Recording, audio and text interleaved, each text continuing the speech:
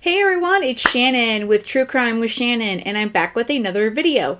But before we get into today's video topic, if you do me a quick favor, if you like the content that you're seeing on the channel, if you'd hit that thumbs up for me, that like button, I really would appreciate it. It helps the video get some more traction here on YouTube. And also, if you haven't subscribed yet, what are you waiting for? I really do appreciate and love each and every one of my subscribers. We are over the 350 subscriber mark, and we are inching closer to the 500, which is my first goal, so I can get a community tab so I can post more of these missings and that sort of updates as well as the on the videos. So if you'd hit subscribe, if you haven't already, I really would appreciate it. Okay, before we get into today's topic, which is going to be about the Flora fires, arson, I do want to go into a missing persons because I try to cover one or two on every video. This one here is a recent missing person since May 2nd of 2022. This is Jakeem Tonin James Allen Mandigolt out of Youngstown, Ohio. 17 years old, a male, black hair, brown eyes, height 5'9", 175 pounds. Again, this person was last seen on May 2nd of 2022, and this is Ohio. If you have any information, please contact the Youngstown Police Department at 330-742-8916 or call 911. Again, this is a missing endangered 17-year-old out of Youngstown, Ohio. So I will include that information as well in the information on the video. Okay, so there has not been too many updates in Flora, but I kind of wanted to do some going over some documents that I've been able to get a hold of thanks to this Facebook group I'm involved in. I've been trying to dive more in, and some folks have gotten a hold of some awesome documents, and I will be thanking them. I will be putting the link to the Facebook group in the information of this video in case you are interested in it. It's all about the Carroll County conspiracy, and there's a lot of stuff going on in Carroll County, as I previously said. But the recent update here is the Flora Arson Reward Fund. It's been donated. This article actually came out a few days. It looks like it just came out the day they were donating it. So it's actually already been donated to the Flora Volunteer Fire Department. But I wanted to give you guys an update here so you can see what happened. And I'm not a happy camper on it, and I'm not the only one, because it's no longer going to these girls, these 4 little girls. So it was donated on July 21st to the Flora Mount Monroe Township Fire Department, which is a volunteer fire department. So let's watch the video so you guys can see what is going on here.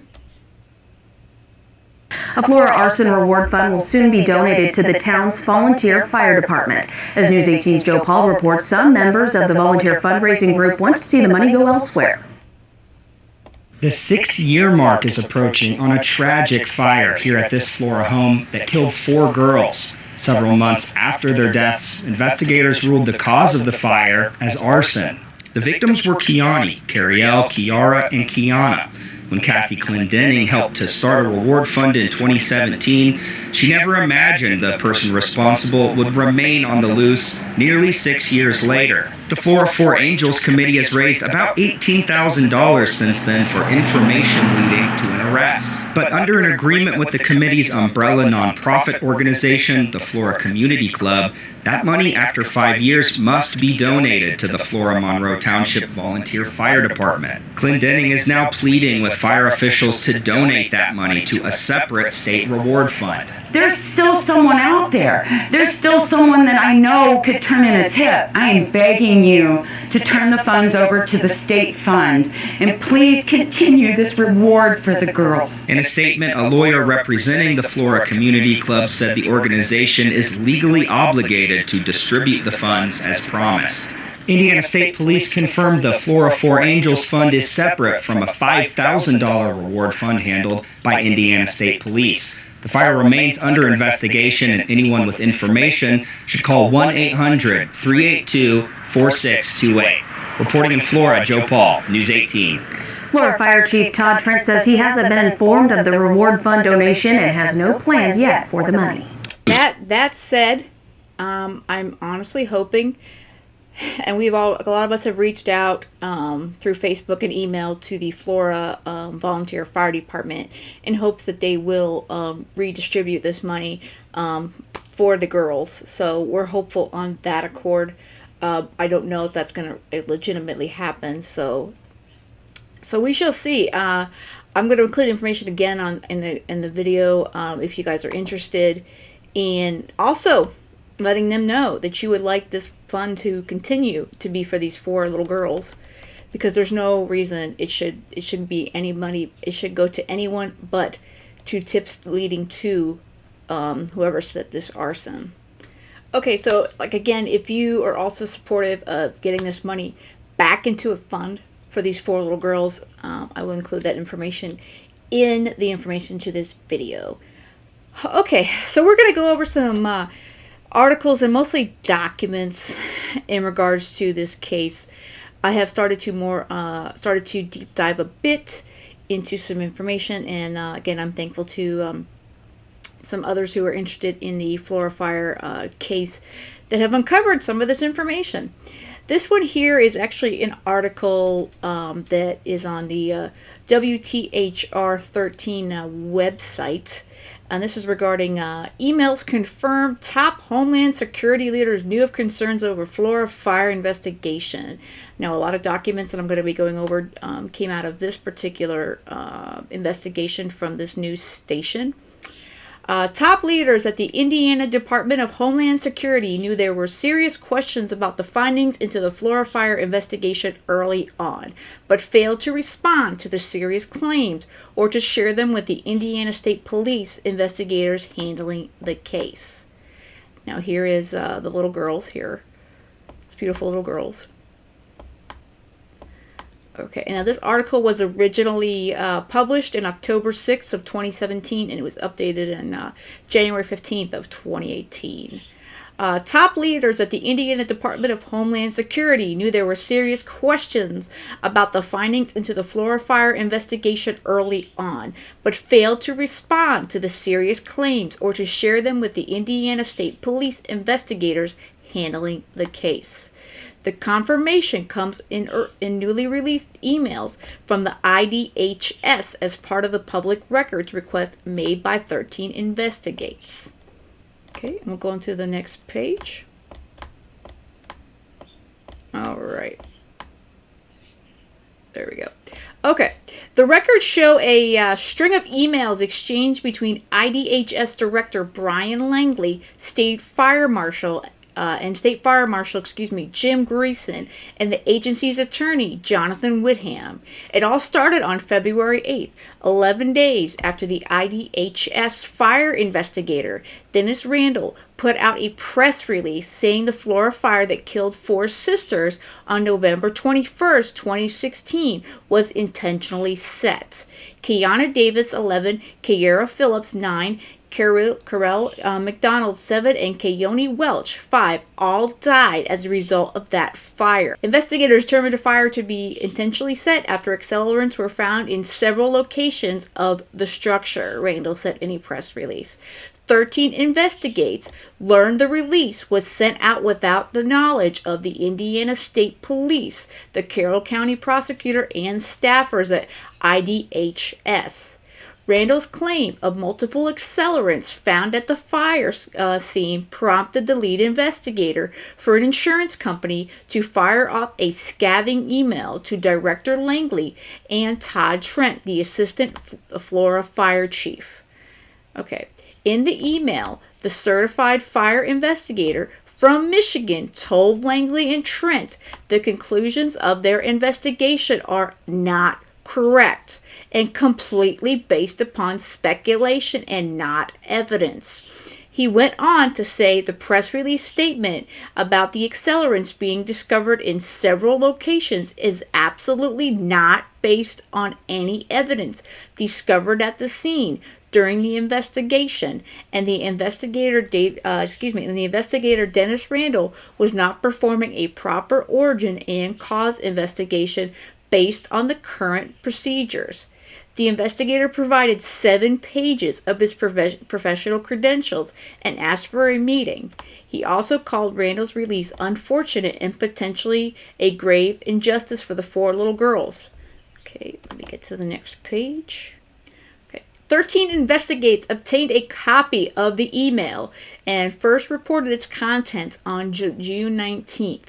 In the email, the certified fire investigator from Michigan told Langley and Trent the conclusions of their investigation are not correct and completely based on speculation and not evidence. He went on to say the press release statement about accelerants being discovered in several locations is absolutely not based on any evidence discovered at the scene during the investigation, and the investigator Dennis Randall was not performing a proper origin and cause investigation based upon the current procedures.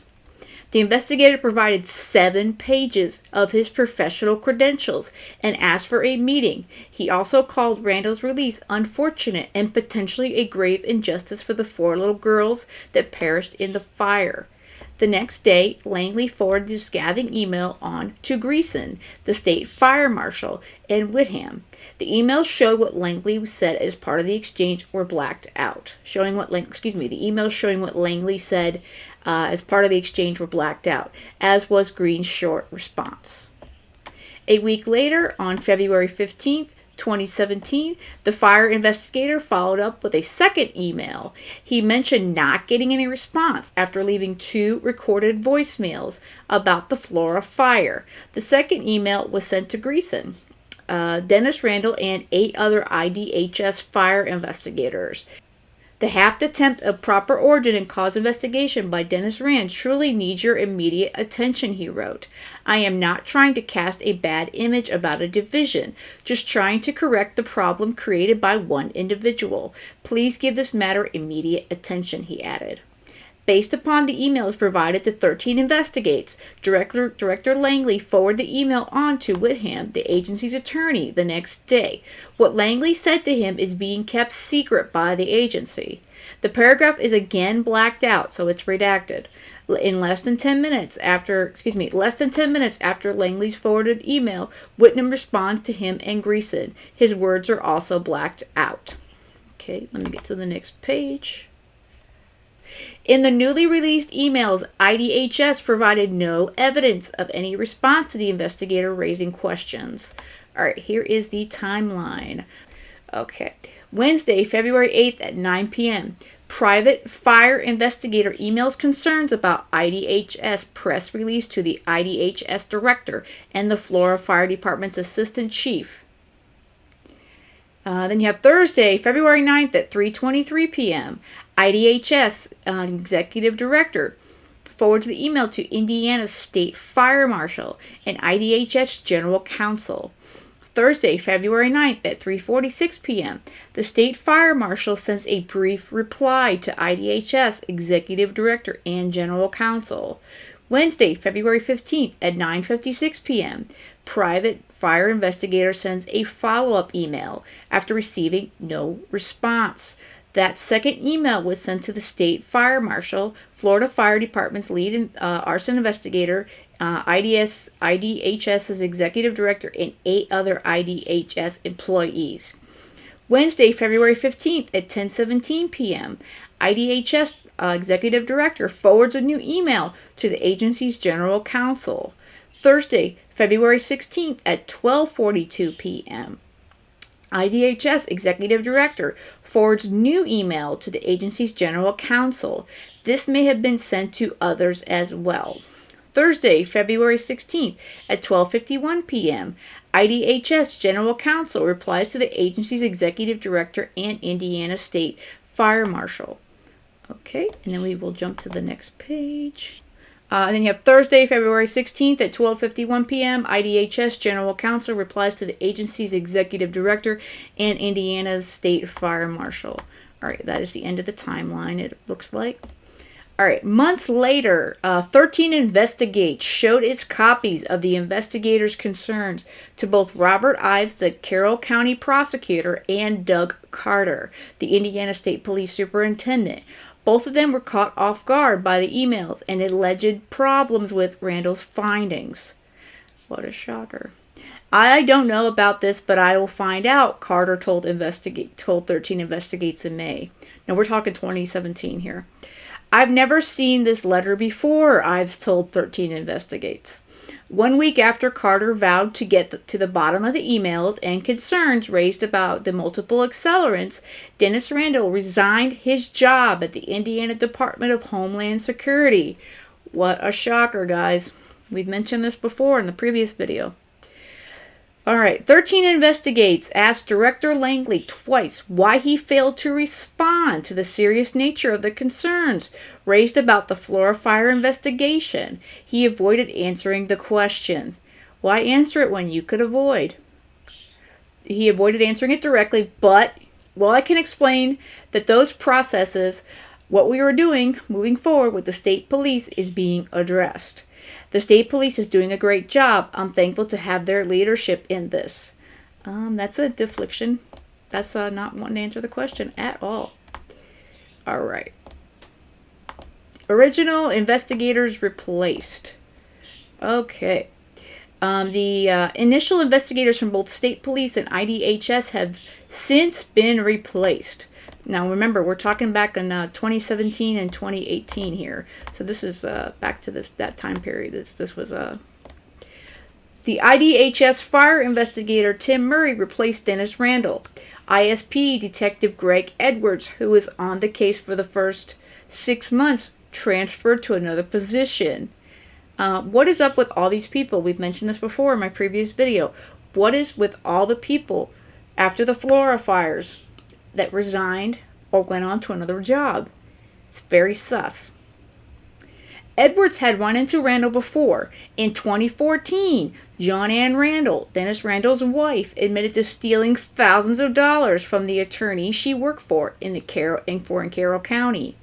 It's a great family.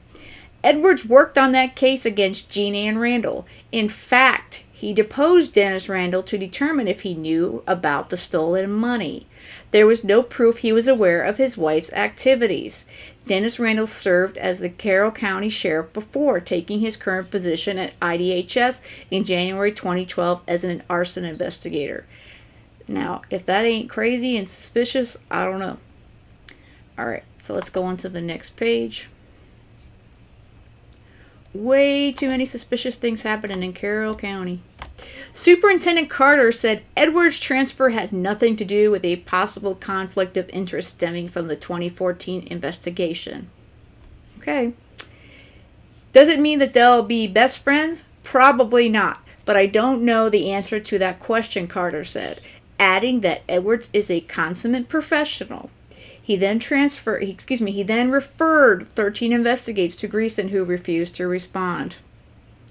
Silence seems to be the way they handle things. Brock Russell from ISP's Lafayette Post is now in charge of state police's role in the Flora fire investigation. Carroll County Prosecutor Robert Ives has asked state police to refrain from talking about the case. A $5,000 reward is still being offered to anyone with information leading to the arrest of the person or people responsible for the fire. Now, coming back to rewards, at this point, that $5,000 is the only thing that's still lingering, unless the volunteer fire department decides to put it in that fund or do a different fund for the girls. Okay, so let's go over the documents. Okay, so here are the emails. This is the first email here.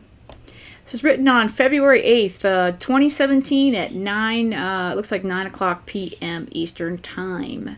All right, let's see. Like I said, there's been a lot of redactions here, so we're not going to get a lot of the names, which doesn't, like I said, there's not a lot that surprises me anymore with Carroll County. All right, let's see. All right, it says, my name is redacted, and I am a senior fire investigator with redacted.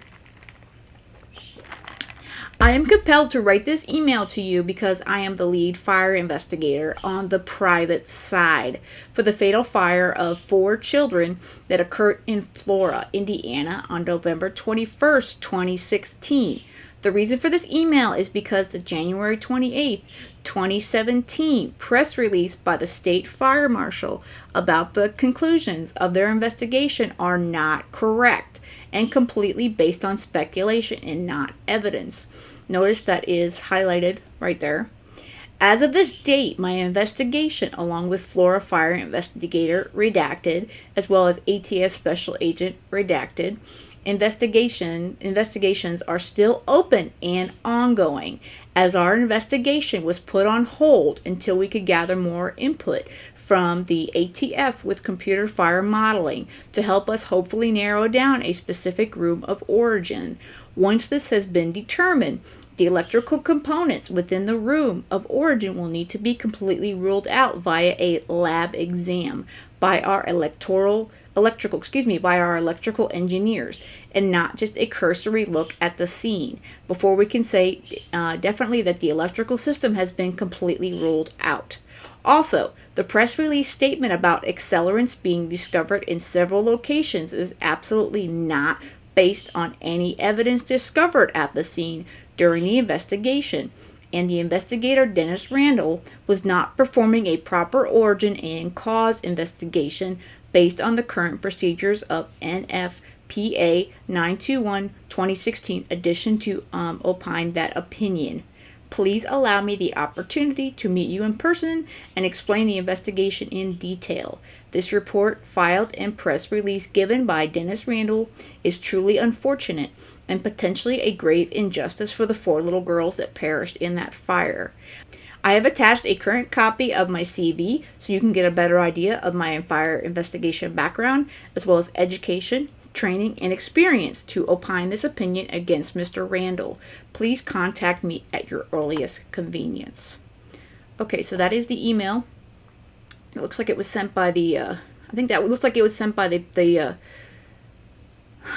the private investigator, not the actual fire investigators that did this case.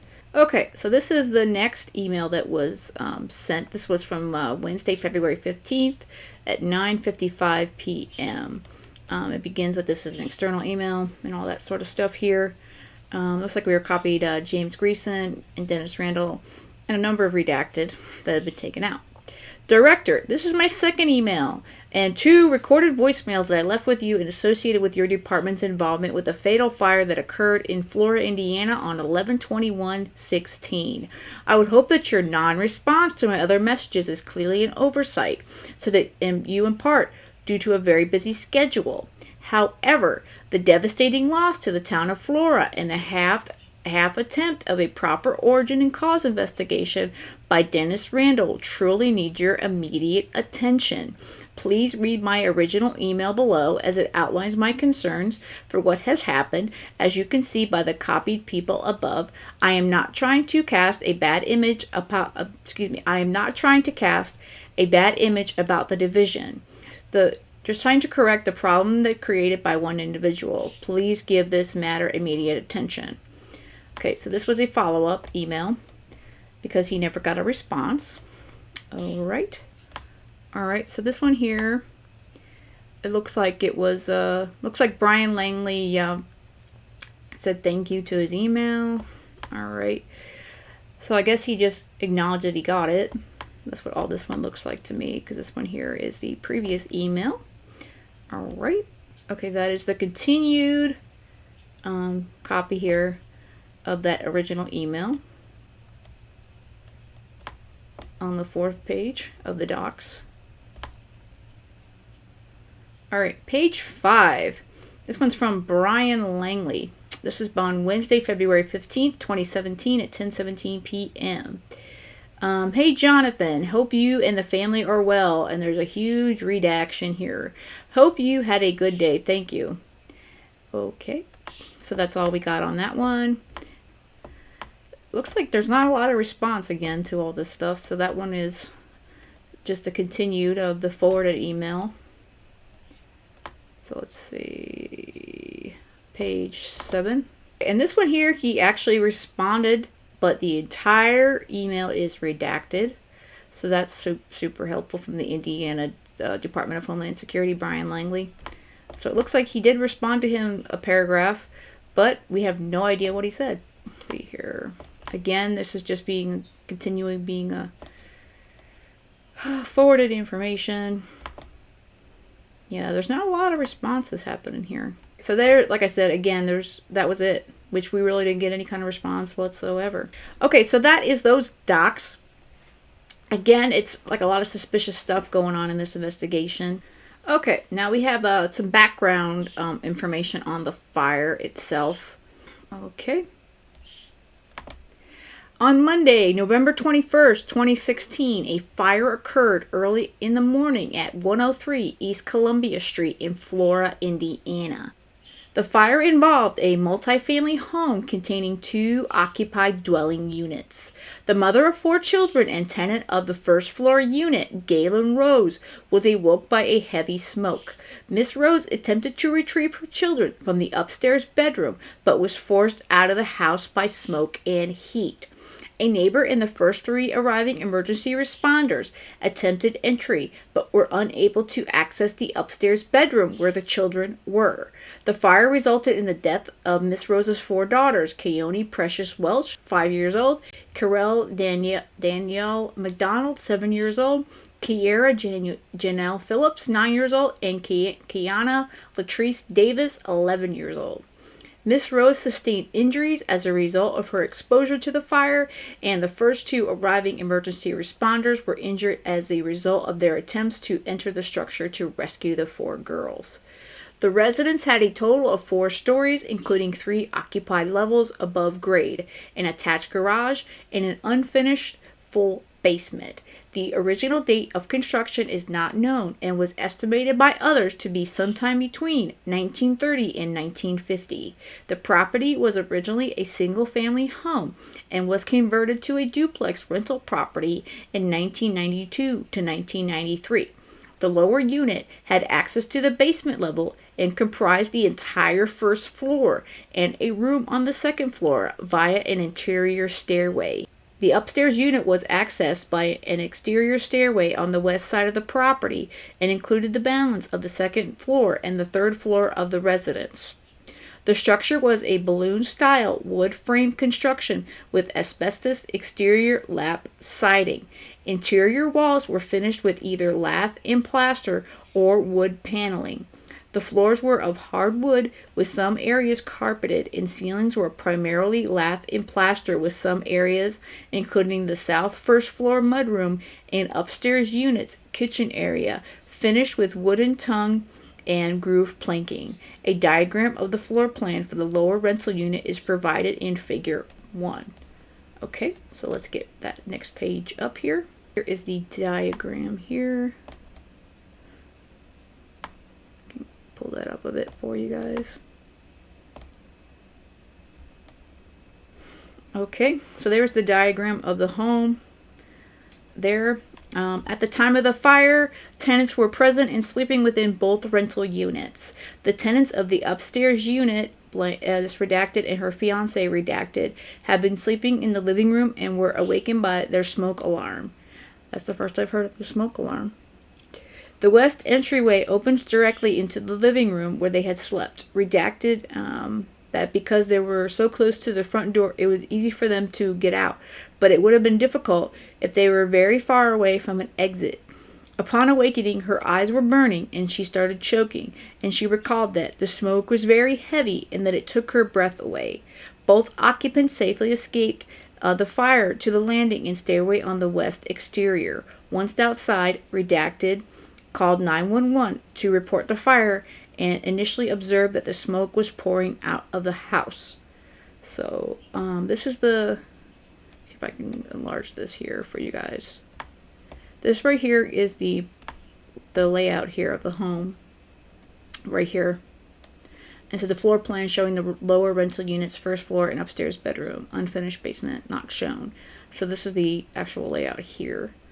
All right, so let's check out the next page. All right, now this one here is the narrative supplement 1. It looks like it was filled out by Senior Trooper G. Edwards, and this was completed on 12/15/2016.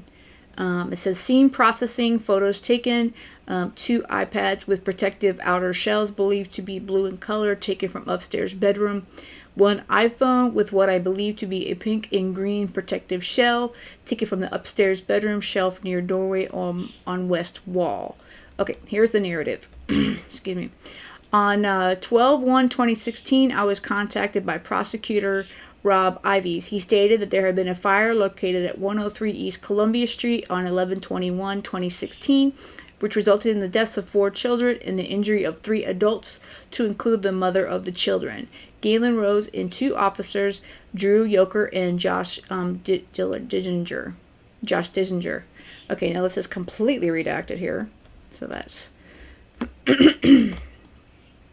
On 12/6/2016, I met with SFM's Dennis Randall at the Lafayette ISP post. He briefed me on the incident and the course of the investigation to date and showed me the photos and scans of the residence created by CSI Scott Gilbert of the Indiana State Police. He stated that on 12/8/2016, he and other investigators, to include ATF Special Agent Whitaker, CSI Gilbert, Detective Tony Liggett of Carroll County, and investigators for the insurance company would be at 103 East Columbia Street to continue testing and examining the scene.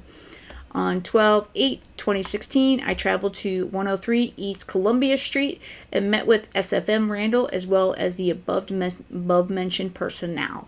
I walked through the scene observing the damages and familiarizing myself with the remains of the home. While examining the upstairs bedroom where the children were found, I located 2 iPads and an iPhone. The iPads were located on the floor and the bottom bunk near the east exterior window of the bedroom. The iPhone was located on a shelf of the south wall, just above the top bunk, near the doorway to enter the room. I collected these 3 items for safekeeping and potential examination at a later date. I took exterior photographs of the home and the location of the iPads and iPhone. From my personal observation, the back utility room of the house appeared to have sustained the most damage, with wood surfaces being deeply burned. Makes you wonder if that's where it began, in the utility room.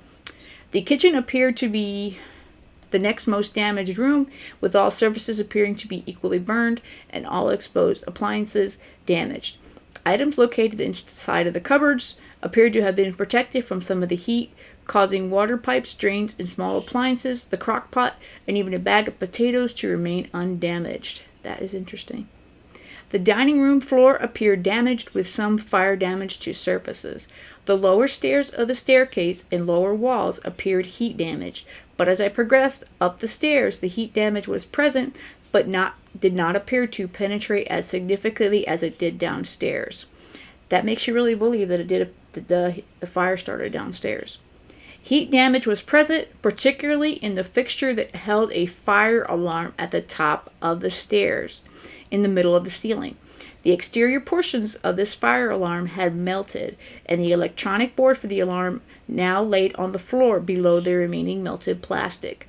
SFM Randall pointed out that the contacts for the battery and the note that no battery is present inside. So the fire alarm can't work without a battery. All right. In the lower unit, Galen Rose was asleep in the first floor bedroom in the northeast corner of the residence. Her 4 children were sleeping directly above in the second floor bedroom. Miss Rose said that something came over me to get out of my bed and recalled that she just woke up to smoke a lot of smoke.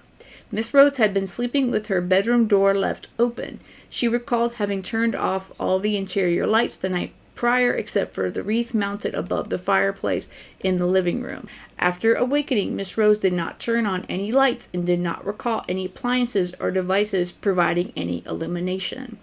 Miss Rose recalled that she jumped up and went through the living room into the dining room and stopped under the archway between the 2 rooms, where she recalled that a whole bunch of smoke came out and I couldn't breathe. She recalled the heavy smoke being accompanied by sounds of fire, like a fire is going in the fireplace, but did not specifically recall seeing any fire. From her position in the north end of the dining room, Miss Rose recalled seeing the kitchen door to the rear stairway open. when interviewed in 2016. However, she did not recall being able to see the door through the smoke in an interview in 2017 and her deposition in 2020. She remembered smoke and heat coming from the kitchen area and believed she may have seen flashes of light or reflections of the fire in the smoke, but could not offer no detailed account of the presence of flames within the apartment. From her position in the dining room, she recalled that a thick smoke layer having been above head level. Miss Rose ascended the stairs to retrieve her children, but could only reach the 6th or 7th step before having to evacuate due to smoke and heat. She confirmed that at this point, she was in the thick of the smoke and stated, "I had to turn around and go back down because I couldn't take that smoke. It was too much smoke. It was hot, and I could not stand it." She escaped out the front door, leaving the door open behind her. The next-door neighbors to the east, redacted, heard screaming outside and descended to their front door. At that time, Miss Redacted said she was already awake as she had awoken earlier at 2:45 a.m. and was laying in bed trying to go back to sleep. From the front door, they could see smoke, and Miss Rose came out the front sidewalk screaming for help. They found her covered with soot, distraught and frantically requesting help to save her children from the upstairs bedroom. Miss Redacted reported the fire to the property owner and 911. Let's go to the next page. They rushed to attempt entry to find the children. Approximately 20 seconds after Redacted call connected, Redacted of the upstairs unit connected to another 911 dispatcher and also reported the fire. So it looks like there's at least 2 911 calls. While Mr. Redacted ran to try and rescue the children, Miss Redacted attended to Miss Rose and recalls staying with her throughout the incident except for when Miss Redacted retrieved her own children from her house. Redacted recalled Miss Rose tell her that she had called to her girls upstairs, heard them get up, and thought they would be coming downstairs. Miss Rose kept telling Miss Redacted that she knows one of them got up, but she couldn't see them. Mr. Redacted ran to the house and crawled inside as far as he could before he was forced out by the heat and smoke. Mr. Redacted recalled being able to see fire in the kitchen, on the floor, and on top of a table. Mr. Redacted said the smoke was very black at this point. He ran back to the house to retrieve a flashlight and a blanket. Mr. Redacted found a blanket but was unable to locate a flashlight and returned to Mrs. Rose's apartment. At his interview, he recalled that he re-entered the structure, exited the structure, and then observed the arrival of the first public responder, which was Officer Josh Dissinger. Emergency responders were toned out for a fully involved house fire.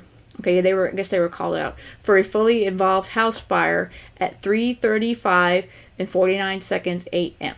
The first 2 emergency responders to arrive were police officers that also served as volunteer firefighters. The first arriving officer was Officer Dissinger of the Flora Police Department. Upon arrival, he observed heavy smoke coming out of the north side front door and saw Redacted at the front door, laying low and screaming into the house. Miss Rose told him the stairway to the children's bedroom was inside and on the left. Officer Dissinger went into the front door, dropped down, and began crawling inside. At that time, there was about 12 to 18 inches of visibility at the door. He entered, turned left, found a bed, and began feeling around the bed before being overcome by smoke and forced to exit. Once outside, he saw that the second arriving... Okay, let's go to the next page. So this is what we have, I suppose. The time dated information here, because it's like it cuts off from more of a narrative into this here. So let's see. These are all time and stamped. And it says, event first occurred. Galen Rose is awakened by the presence of smoke in her bedroom on the first floor of the structure. After attempting to retrieve her 4 children from the second floor bedroom, she was forced to escape. Her neighbors awakened, descended to the first floor, and called to alert Josh Ayers and then the 911 of the fire, which I still don't understand why they called the owner of the home. I really don't, Joshua Ayers, but that's been in question from the beginning. Like I say, there's a bunch of redacted all over this particular doc here. So Dissinger went in And okay, here's the first 911 call. It looks like 3:34 a.m. He's actually first before that. Let's go back a bit here. 3:28 a.m. Joshua Ayers notified of fire by a phone call from redacted. Ayers stating your house is on fire. Yeah, let's call him before we call for the fire department. Call is placed prior to calling 911. That I don't get. First 911 call connects. Redacted reports a fire at the house next door at 103 East Columbia Street. There are 4 kids inside and the neighbor is outside. It's a 2-story building. Call audio begins 9.4 seconds into track. See, we have not gotten the 911 call still. After all this time, they refused to release them. At 0.51 seconds into call, redacted is heard yelling and asking where the children are. At 1:05 into track, the dispatcher says they are toning the fire department. At 1:18 into call, redacted heard yelling for a light. At 2:10 into the call, a police-style vehicle siren is heard. Okay, and here's a dispatch note at 3:34 a.m. Second 911 call connects. Redacted reports a fire downstairs at 103 half East Columbia Street. Smoke is pouring out. There are kids in the house. Redacted tells present company to grab their stuff and says she has her clothes. Call audio begins at 8.3 seconds into track. At 41 seconds into call, dispatcher asked redacted to stay on the line while they get the fire department going. In the silence that follows and periodically throughout the remainder of the call, a fire alarm type alarm is heard in the background. At 1:09 into the call, she yells to others asking if the kids are out. She confirms the kids are not out. At 2:01 into the call, she said there are cops here now. Redacted attempted entry to retrieve Mrs. Rose's 4 children from the upstairs room. Mr. Redacted encountered heavy black smoke, crawled inside and observed fire on the floor and the top of the table in the dining room area, which he referred to as the kitchen. It is not known where he was inside the residence. He was forced out by the smoke heat and went to retrieve a flashlight and a blanket. He stated that once he returned, he re-entered and was forced out again. And that's when Officer Dinger arrived. Okay, so 3:35 p.m. There's emergency responders dispatched, toned out. Okay, approximate time Deputy Yoder receives dispatch was at 3:35 a.m. And there's no audio record available, apparently. Okay, so that's for that particular update there. Let's go to the next page. We've got 3:35 a.m. still. Redacted is heard yelling for a light as he departs into the residence to retrieve a flashlight. Okay, that clarifies the light. Asking about the light. Dispatch at 3:35 and 49 seconds. Emergency responders dispatched and toned out. The dispatch signal was simulcasted to police, EMS, and fire, according to Josh Dissinger interview at 0049. Estimate from Josh Dissinger, offset from CAD timestamp. It looks like Officer Dissinger arrives at approximately 3:36 a.m. That's what they figured out. He estimated it took him 20 to 30 seconds to arrive at the scene after he was dispatched. He was in his patrol car and stationary in the parking lot of Carroll Tire, which is 2,200 feet east of the home. Heavy smoke coming out the front and north door. Redacted was laying low in the front door, screaming into the house. Galen Rose was laying in the front yard and screaming that her babies were still inside and saying, "My babies, help my babies." About 12 inches to 8 to 15 inches of visibility above the floor when he first entered. 3:36, 911 call of Josh Dissinger arrives. Officer Dissinger, 3:36. Okay, at 3:36, it looks like Deputy Yoder arrives around that time. He requests, Officer Dissinger requests mutual aid from Cutler Township. This event was used to synchronize the observations made from Deputy Yoder's dash cam video, which we also don't have. Record to dispatch 911 record timestamps. Okay. Officer Dissinger arrives at 3:37 a.m. So he didn't arrive too far after Yoder didn't arrive too far after him. Flora unit, Med 1, which is an ambulance, departed at 3:37. Fire unit also was dispatched at the same time. Okay, Flora Fire Chief Adam Randall was with that dispatch. Officer Josh Dissinger advises dispatch that they cannot make entry to the residence at 3:38 a.m. Deputy Yoder departs from the site to retrieve air packs from the Flora Fire Department at 3:38 a.m. Dispatch Flora Fire Department, Flora Fire Department Unit 651. Fire Chief Adam Randall requests mutual aid from the Delphi Fire Department for ladder truck 542. That you have 3:40 a.m. Deputy Yoder returns and parks at the site facing the west side of the residence. In the Norris Insurance parking lot across the street to the west. No exterior flames are visible at the west and north of the residence upon arrival. 3:40 a.m. Flora Fire Unit 601, Flora Fire engine either arrived or is en route. Narrative from the Flora Fire Department reports engine 601 as arrived, and the computer aided dispatch record reports that the engine 601 was en route. So there's a discrepancy in that. Arrived at the Flora Monroe Township Fire Department. They arrived at the site at 3:41 a.m. Okay. 3:41 a.m. Arrival at the site. Looks like Deputy Yoder's vehicle camera arrived at the site unknown heavy apparatus. Brake squeal accompanied by sound of heavy equipment engine is heard. 3:41 arrival at site Flora Fire Unit 628 equipment and bunker gear. That was 3:47 and 57 seconds. 3:41:55 Deputy Yoder and Officer Dissinger retrieve air tanks and prepare to re-enter the structure. 3:42 a.m. arrived at the site. The Carroll County EMS Med 1. Then you had Deputy Yoder and or Officer Dissinger are observed re-entering the structure at 3:42 a.m. A responder approaches the front door, drops to a crawling position, and enters. Only one individual is identifiable in the available video record. Arrived at the site, the Delphi Police Unit D7 at 3:41 a.m. Departed and en route Flora Fire Unit 602 at 3:44 a.m. That's the fire engine. 3:44 a.m. Officers request tone out all available medics. Med 2 toned out. Officer down. Require injuries received during entry attempt. That was at 3:45 a.m.